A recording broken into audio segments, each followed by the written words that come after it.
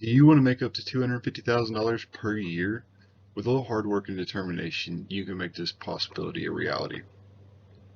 In this presentation, I will give a brief overview of the job, including salary, demand, and degrees or certifications you might need.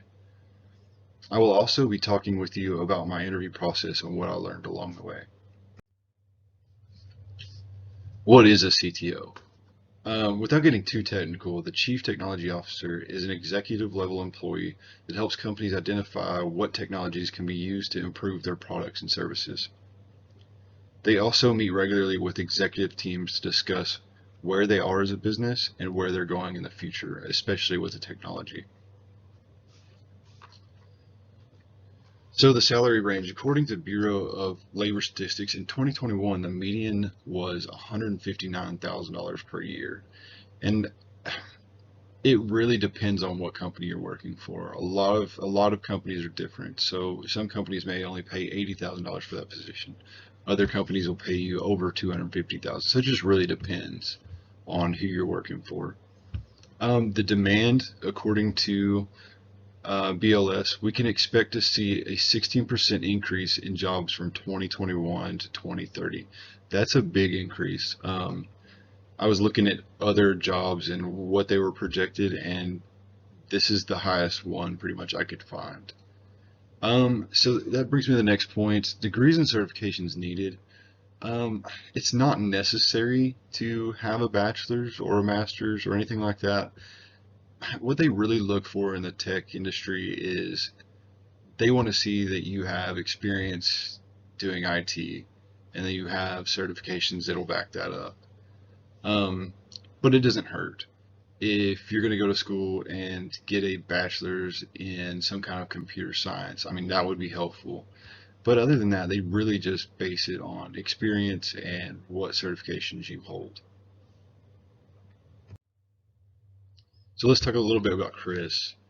Um, he is the CTO for the San Antonio Stock Show and Rodeo currently. Some of his experience includes he was the Chief Information Officer for ISS facilities. He was also a project manager for Whataburger.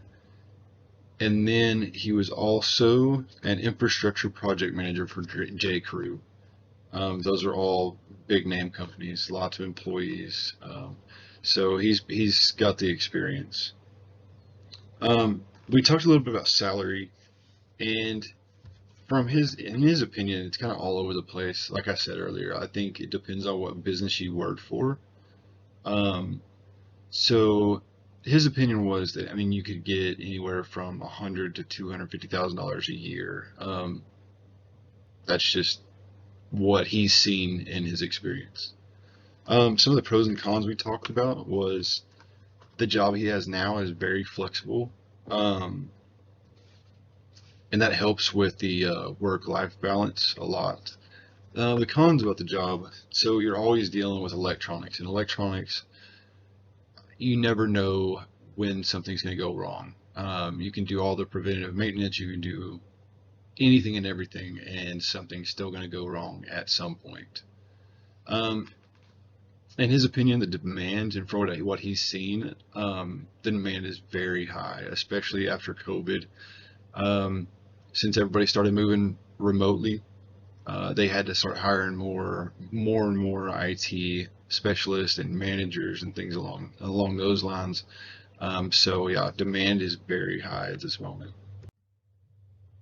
So what I learned is that a BBA in management may not be needed, um, and it's kind of up to the employer, I guess.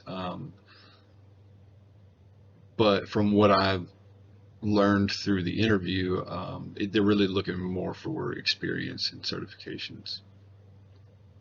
And that's number two. That's the point on number two. It is going to take more of a combination of experience in the field and online certifications such as project management or um, your basic IT certifications.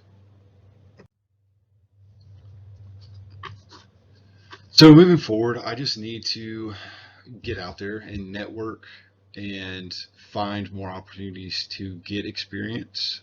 Since that's what they're really looking for, I need to spend more time getting the experience while I'm in school. I'll also be taking online certifications for the IT side and also the project management side while I finish my degree.